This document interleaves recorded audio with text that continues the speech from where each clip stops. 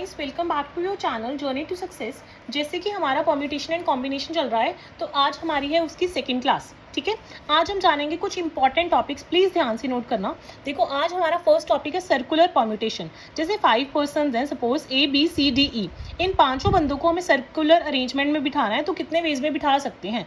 तो इसका डायरेक्टली याद रख लो, एक फॉर्मूला है, जितने बंदे हैं उसमें से 1 को सब्ट्रैक्ट कर दो, उतने फैक्टोरियल हमारा आंसर होगा। जैसे इसमें हमें ABCDE इन 5 पर्सन को बिठाना है, तो कितने नंबर ऑफ वेज में बिठा सकते हैं, 4 फैक्टोरियल वेज में, क्योंकि 5 पर्सन है, 5 में से 1 को सब्ट्रैक्ट कर दो तो 4 फैक्टोरियल हमारा आंसर आ जाएगा। सिंपली ये फॉर्मूला अप्लाई हो जाएगा।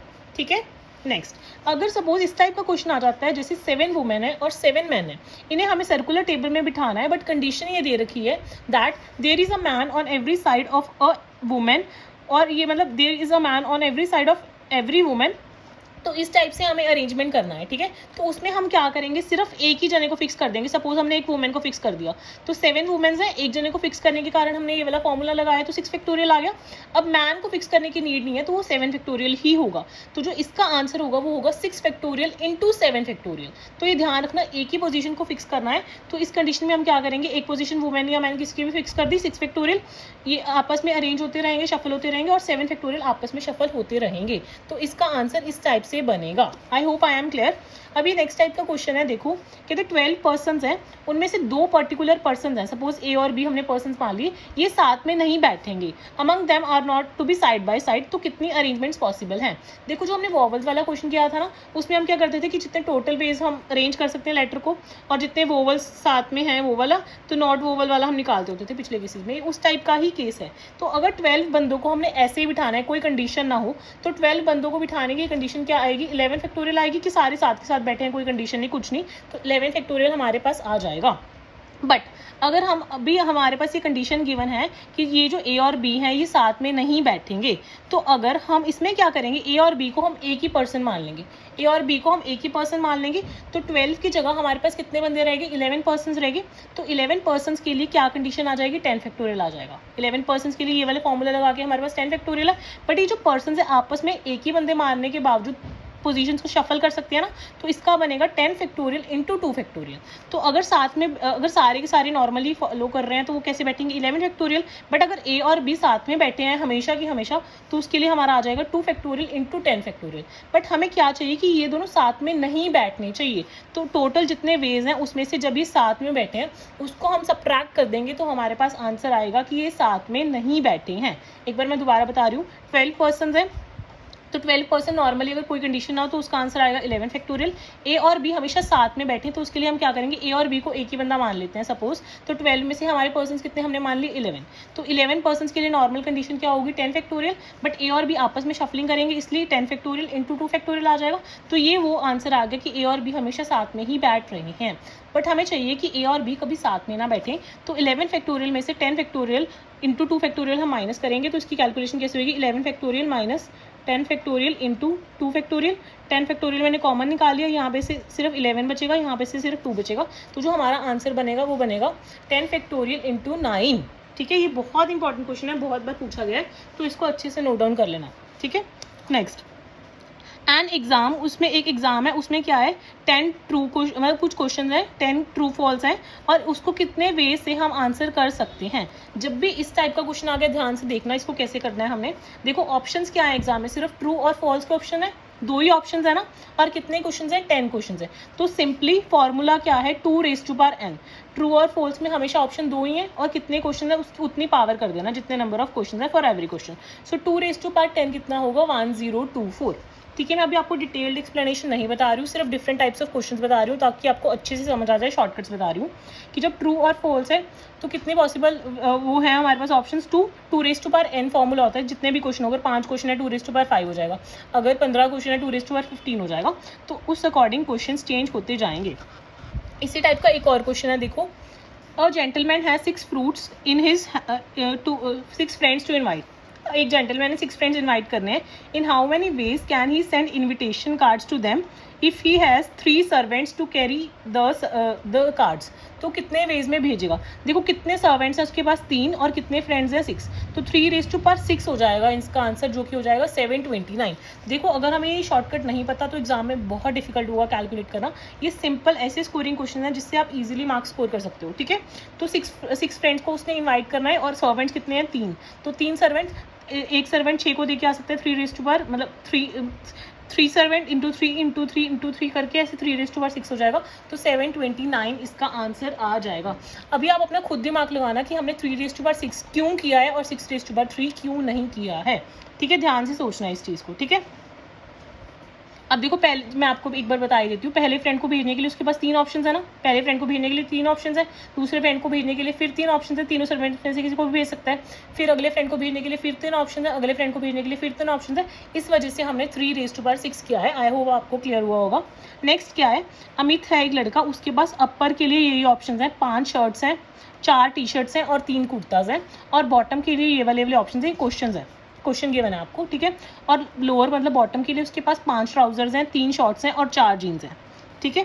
और उसको कैसे कैसे ड्रेस हो सकता है, वो सिर्फ ये कंडीशन दे रखी थी, वो इस वेज में ड्रेस हो सकता है कि वो जो ट्राउज़र है, ट्राउज़र को सिर्फ शर्ट के साथ या टी शर्ट के साथ डाल सकता है, जो जीन्स है जीन्स को सिर्फ शर्ट और टी शर्ट के साथ डाल सकता है, और शॉर्ट्स को सिर्फ टी शर्ट और कुर्ता के साथ डाल सकता है, ठीक है। ये कंडीशंस गिवन थी कुछ, तो इन्होंने ये पूछा था इन कंडीशंस के अकॉर्डिंग वो कैसे कैसे अप्लाई करेगा, तो ये ईजी आप अप्लाई कर सकते हो आराम से, ठीक है। ये क्वेश्चन आप ना करना मत, क्योंकि काफ़ी लेंथी है ना, आपको समझ नहीं आएगा यहाँ पे, ठीक है। अब मैं आपको एक और चीज़ बता रही हूँ जो परम्यूटेशन एंड कॉम्बिनेशन की इंपॉर्टेंट है। देखो कॉम्बिनेशन में ये चीज़ हमेशा याद रखना कि सेम वैल्यू और विद जीरो का आंसर हमेशा 1 होता है। ये क्यों होता है, 6C0, क्योंकि 6 फैक्टोरियल 6 माइनस 0 क्या होगा, 6 फैक्टोरियल, 0 फैक्टोरियल 1 होगा, 6 कट हो जाएगा तो इसका आंसर 1 बनेगा। और 6 क्या होगा, 6 फैक्टोरियल, और ये 6 फैक्टोरियल, और 6 माइनस 6 0 फैक्टोरियल जो कि 1 होता है, तो ये इसका भी आंसर 1 बनेगा। तो ये हमेशा याद रख लेना कि कॉम्बिनेशन में जब भी सेम वैल्यू लिखी हो ऊपर नीचे, या कोई वैल्यू के साथ नीचे 0 लिखा हो, तो उसका आंसर हमेशा 1 होता है। इससे क्या है, आपका टाइम सेव होगा। और ये इंपॉर्टेंट पॉइंट है सबसे ज़्यादा परम्यूटेशन एंड कॉम्बिनेशन का, जब भी एंड की बात आएगी तो मल्टीप्लाई होगा, और जब भी और की बात आएगी तब प्लस होगा। इसको अच्छे से नोट कर लेना, एंड मतलब मल्टीप्लाई एंड और मतलब प्लस, ठीक है। अब ये काफ़ी सारे इजी क्वेश्चंस हैं। देखो, in how many ways can group of 5 men and 2 women out of 7 men and 3 women हमें बनाना है। तो देखो 7 men में से हमें कितने चाहिए, 5, तो 7C5 एंड बोला है, एंड के लिए मैंने आपको बताया क्या यूज होगा, मल्टीप्लाई यूज होगा। मल्टीप्लाई 3 वुमेन में से कितने वुमेन चाहिए, 2, तो 3C2। तो इसकी कैलकुलेशन करके हमारे पास आंसर आ जाएगा। 7C5 को सॉल्व करेंगे 7 factorial upon 5 factorial upon 2 factorial into 3 factorial upon 2 factorial into 1 factorial. तो इसको सॉल्व करके हमारे पास आंसर आ जाएगा, ठीक है। नेक्स्ट, ये एट मोस्ट और एट लीस्ट वाले बहुत ज़्यादा क्वेश्चन करते हैं। इसकी मैं आपको बता रही हूँ। एट लीस्ट, लीस्ट मतलब क्या होता है, कम, तो कम से कम 3 होने चाहिए। एट लीस्ट मतलब कम, लीस्ट मतलब कम होता है, कम से कम 3 होने चाहिए, ज़्यादा होएगा तो चलेगा। लीस्ट मतलब कम, तो कम से कम इतने होने चाहिए, अगर ज़्यादा होगा तो चलेगा। तो अब ये क्वेश्चन क्या कह रहा है कि 5 पर्सन सिलेक्ट करने हैं, किन में से सिलेक्ट करने हैं कि 7 मैन और 6 वुमेन में से सिलेक्ट करने हैं कि एट लीस्ट 3 मैन हो, मतलब मैन 3 हो सकते हैं, 4 हो सकते हैं, 5 हो सकते हैं, क्योंकि 5 ही सिलेक्ट करने हैं ना पर्सन्स। तो जब हमारे पास मैन 3 होंगे तो वुमेन कितनी होंगी, उस कंडीशन में वुमेन होंगी 2। अगर 4 मैन होंगे वुमेन कितनी होगी 1, और अगर मैन 5 होंगे तो वुमेन कितनी होगी 0, ठीक है। तो हमने पहले केस में क्या किया, 7 मैन में से 3 मैन सिलेक्ट किए और 6 वुमेन में से 2 वुमेन सिलेक्ट कर ली, ठीक है। उसके बाद 7 में से 4 मैन को सिलेक्ट कर लिया और 6 वुमेन में से 1 वुमेन को सिलेक्ट कर लिया। 7 मैन में से 5 वुमेन को सिलेक्ट कर लिया और 6 वुमेन में से कोई भी वुमेन सिलेक्ट नहीं की। और ये सारी ये एंड वाली कंडीशंस थी ना, तो इसलिए ये सारा मल्टीप्लाई में है। और जो ये पूरा और ये पूरा, इन तीनों को हमने प्लस में लिखा है क्योंकि ये और वाली कंडीशंस हैं, ठीक है। मैं आपको शॉर्ट में इसलिए बता रही हूँ ताकि आपको समझ आ जाए। बाकी अगर आपको कोई लेंथी एक्सप्लेनेशन चाहिए किसी क्वेश्चन की, वो मैं आप मुझे कमेंट में बता देना, उसकी मैं आपको फुल एक्सप्लेनेशन बता दूँगी, ठीक है। अब ये चीज़, ये शॉर्टकट से याद रखना। देखो 6C1 is equal to 6C5, 7C1 is equal to 7C6। ये अगर आपको फॉर्मूलाज क्लियर है, आपको ये चीज़ समझ आ रही होगी। और 7C3 is equal to 7C4, 7C2 is equal to 7C5। I hope आपको ये भी क्लियर हुआ होगा। नेक्स्ट क्या है, in a group 6 boys and 4 girls 4 children are selected, ठीक है। एटलीस्ट 1 बॉय होना चाहिए। हमें इन 10 बच्चों में से 4 बच्चे सिलेक्ट करने हैं कि एटलीस्ट 1 बॉय हो, ठीक है। तो 1 बॉय की कंडीशन हो सकती है, 2 बॉय की कंडीशन हो सकती है, 3 बॉयज़ हो सकते हैं, 4 बॉयज़ हो सकते हैं। तो अगर 1 बॉय होगा 3 गर्ल्स होंगी, 2 बॉय होगा तो 2 गर्ल्स होंगी, 3 बॉय होगा तो 1 गर्ल होगी, 4 बॉय होगा तो 1 गर्ल होगी। या तो हम इस वे से कर सकते हैं, या हमारे पास दूसरी अप्रोच हो सकती है कि हम एटलीस्ट 1 बॉय बोला, हम ले लें कि कोई भी बॉय ना हो, तो टोटल में से कोई भी बॉय ना हो, वो वाली कंडीशन लेके हम सब्ट्रैक्ट कर सकते हैं कि इसको सॉल्व करने की हमारे पास ये 2 मेथड्स हैं। ये हमारे पास चॉइस है कि हम कोई भी मेथड ले सकते हैं पेपर में सॉल्व करने के लिए। ज़्यादातर अगर इसमें 4 केसेस बन रहे हैं, इसमें एक ही सब्ट्रैक्ट करना है, तो ये वाला अप्रोच बेटर रहती है, इससे जल्दी सॉल्व हो जाता है, ठीक है। अभी हैंडशेक्स वाला क्वेश्चन बहुत ज़्यादा इंपॉर्टेंट है। ये बनता है, कहते 8 men entered a launch simultaneously. If each person shakes hand with the other, then find the total number of handshakes. इसकी आपको इतनी ईजी शॉर्ट ट्रिक बता रही हूँ, हमेशा इससे ही होगा और इतनी जल्दी होगा। देखो 8 बंदे हैं ना, हैंडशेक 2 हाथ मिला के होगा तो 2 होगा हमेशा, तो 8C2 जितने बंदे हैं C2, ठीक है। तो 8C2 को जब हम सॉल्व करेंगे तो हमारा आंसर आएगा 28 हैंडशेक्स। अगर 10% है तो क्या होगा 10C2, अगर 15% है 15C2। सिंपली यही फॉर्मूला लगेगा। तो फॉर्मूला हैंडशेक के केस में क्या लगेगा, NC2, N मतलब नंबर ऑफ पर्सनस, ठीक है। अब इसका रिवर्स क्वेश्चन भी आ सकता है। इसका रिवर्स क्वेश्चन कैसे आ सकता है, 105 हैंडशेक्स हुई हैं, तो हमने बताना है कि कितने पर्सन्स थे। तो 105 हैंडशेक्स हुई हैं, तो NC2 इज इक्वल टू 105, तो इसको हम लिख सकते हैं N into N-1 upon 2 is equal to 105, तो N into N-1 is equal to 2010 हो जाएगा। तो इसके बाद N की हमारे पास वैल्यू आ जाएगी और उससे हमें पता लग जाएगा कि 15 पर्सन्स हैं। अब मैं आपको यहाँ पे एक शॉर्टकट बता रही हूँ कि देखो हमें N कैलकुलेट करने के लिए यहाँ पे क्वाड्रेटिक इक्वेशन लगाने की ज़रूरत नहीं है। इसका एक अपने मन में सोचो कि इसका स्क्वायर रूट क्या है आसपास, स्क्वायर रूट इसके आसपास क्या लाई कर रहा है, 14 और 15 के स्क्वायर रूट के आसपास लाई कर रहा है ना, तो बड़े वाला आंसर होगा, मोस्टली बड़े वाला आंसर होगा, 15 आंसर होगा। क्योंकि जो 210 है, 14 का स्क्वायर रूट क्या होता है 196 और 15 का क्या होता है 225, तो बड़े वाला ही आंसर होता है इसमें यूजुअली, ठीक है। ये शॉर्ट ट्रिक है, ये नोट कर लेना। नेक्स्ट हमारे पास ये क्वेश्चन है that there are 15 points out of which 5 points are collinear. Collinear points क्या होते हैं ये मैं आपको बताती हूँ। And remaining 10 points are not collinear. हमारे पास कुछ 15 पॉइंट्स है, उसमें से 5 पॉइंट्स क्या हैं कोलिनियर हैं और 10 पॉइंट्स क्या हैं वो कोलिनियर नहीं हैं। How many lines can be drawn using all the points, कि अगर हम ये सारे 15 के 15 पॉइंट्स यूज़ कर रहे हैं तो कितनी लाइन्स कैन बी ड्रॉन। देखो एक लाइन ड्रॉ करने के लिए हमें 2 पॉइंट्स चाहिए होते हैं और 3 लाइनें बनाने के लिए 3 पॉइंट चाहिए होते हैं, 6 लाइनें बनाने के लिए हमें 4 पॉइंट्स चाहिए होते हैं। ये आपको बेसिक पता होना चाहिए कि 2 पॉइंट्स है 1 लाइन बन जाएगी, 3 पॉइंट्स है 3 से 3 लाइनें बन जाएंगी, 4 पॉइंट्स है उससे 6 लाइनें बन जाएंगी। ये बेसिक आपको ये चीज़ पता होनी चाहिए। अब हमारे पास कोलिनियर पॉइंट्स क्या हैं, कोलिनियर पॉइंट्स वो होते हैं जो एक ही लाइन पे लाए करते हैं, ठीक है। तो अब मैं आपको बता रही हूँ कि हमने क्या करना है इसमें। हमने इसमें क्या क्वेश्चन किया था, how many lines can be drawn using all these points. तो इसमें देखो इसके लिए फॉर्मूला क्या होगा, 3 लाइन्स में से मतलब 15C2 minus 5C2 so that one can be counted।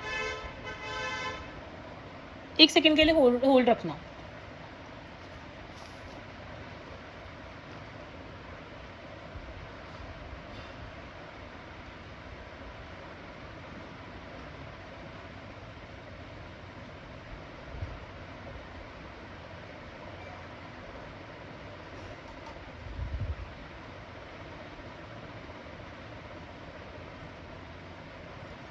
हाँ 1 सेकेंड मुझे काम पड़ गया था। अब देखो ध्यान से देखो, अब हमने क्या करना है, देखो जो कोलिनियर पॉइंट्स हैं 5 पॉइंट्स कोलिनियर हैं। कोलिनियर मतलब एक ही लाइन है, कोलिनियर मतलब एक ही लाइन है, तो हमें वो लाइन काउंट इसमें ही काउंट हो जाएगी, इसलिए इसको सबट्रैक्ट करना है। तो 10 पॉइंट्स नॉन कोलिनियर है, 5 पॉइंट्स कोलिनियर है और 15 टोटल पॉइंट्स हैं।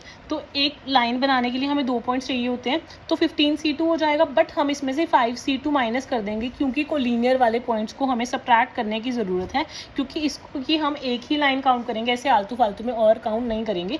तो 15C2 में से 5C2 इसलिए सबट्रैक्ट किया है क्योंकि जो 5 पॉइंट्स हैं वो कोलिनियर है। कोलिनियर मतलब एक ही लाइन पे लाई करने वाले पॉइंट्स, तो उसकी एक ही लाइन कंसीडर होगी उस केस में, क्योंकि उससे ट्रायंगल वगैरह कुछ फॉर्म ही नहीं होगा, ठीक है। अब एक और क्वेश्चन है, देखो इन्होंने कहा है 10 पॉइंट्स है, उसमें से 4 पॉइंट्स कोलिनियर हैं और 6 पॉइंट्स नॉन कोलिनियर है। तो how many triangles can be made. तो जब भी हमें ट्राइंगल बनाना होता है तो हमें कितने पॉइंट्स चाहिए होते हैं, 3 पॉइंट्स चाहिए होते हैं। तो 10C3 लेंगे और उसमें से जो कोलिनियर वाले हैं वो सब्ट्रैक्ट कर देंगे। तो 10C3 माइनस 4C3, तो इसको सॉल्व करके हमारा आंसर आ जाएगा। ठीक है, 4 points collinear line only not triangle, so no need to add. हाँ, जो फोर पॉइंट्स कोलिनियर है ना, वो एक तरह से लाइन ही फॉर्म करें, क्योंकि वो ट्राइंगल नहीं फॉर्म करे, इसलिए हम उसको सब्ट्रैक्ट कर रहे हैं। ये मैंने जस्ट वो इसकी एक्सप्लेनेशन ही लिखी हुई है। ठीक है, सॉरी ये ठीक है। नेक्स्ट, अभी बीड्स वाले क्वेश्चन बहुत फेमस हैं, बहुत क्वेश्चंस बनते हैं बीड्स से भी। स्ट्रिंग नेकलेस में आप बीड्स डाल रहे हो, तो ये क्वेश्चन क्या है, in how many ways can 6 beads be string into a necklace. हमने नेकलेस में 6 बीड्स डालने हैं, सर्कुलर शेप में होगा नेकलेस ऑब्वियसली, उसके अंदर हमने 6 बीड्स डालने हैं। तो इसका फॉर्मूला क्या है, इसका फॉर्मूला हमेशा याद रखना क्या होगा, n-1 फैक्टोरियल अपॉन 2। हमने 2 के साथ डिवाइड इसलिए किया है क्योंकि मैंने यहाँ पे मेंशन किया हुआ है, देखो same from both sides, front end back, दोनों साइड से वो क्या है, सेम है। तो अगर यहाँ पे 6 बीड्स हैं तो 6 - 1 क्या हो जाएगा, 5 फैक्टोरियल अपॉन 2। तो इसकी कटिंग करके हमारे पास 60 आंसर आ गया होगा। आई होप आपको क्लियर हुआ होगा। बाकी करते हैं नेक्स्ट वीडियो में, तब तक के लिए बाय।